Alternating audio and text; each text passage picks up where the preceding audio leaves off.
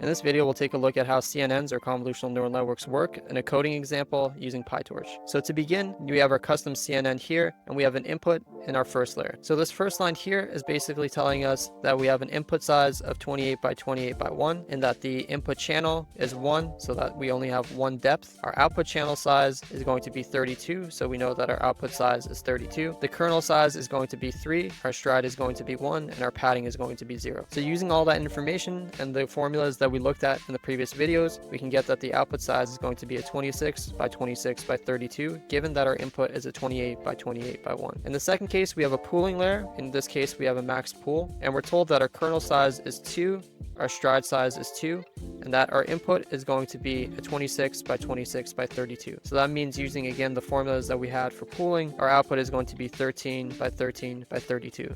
The next layer, we have another convolutional layer. Here, the input channel size is 32, given that this was the output in our last layer. Our output channel size we want to set to 64, which is what we get down here. Our kernel size is going to be set to a 3 by 3, our stride value is 1, and our padding is 2. So given that our input is a 13 by 13 by 32, using the convolutional formulas that we had in the previous video, we know that our output size is going to be 15 by 15 by 64. In the next layer, we flatten all these values. So we take our 15 by 15 by 64 and basically multiply them together. So this gives us 14,400 by 1, and this is what we get as our output size, which is what we get here. And the next layer, we feed this 14,400 into a dense layer, which takes this in and gives us an output of 28 by 1. And in the final layer, we have another dense layer, which gives us an output of 3 by 1. And since we're using softmax here, the output that we get would sum to 1, and this would basically tell us the probability of each case. So if every value here of this 3, the first one, let's say, is a dog, a cat, or rabbit, our values will tell us the probability that the input image was either a dog, a cat, or a rabbit. So for example, here it may show us that the dog was 0.71, the cat was 0.23, and the rabbit was 0.06. So these all sum up to 1, and this basically tells us that there's a 71% chance that this is a dog, 23% chance this is a cat, and a 6% chance that this is a rabbit. Please consider checking out the full YouTube video for more context.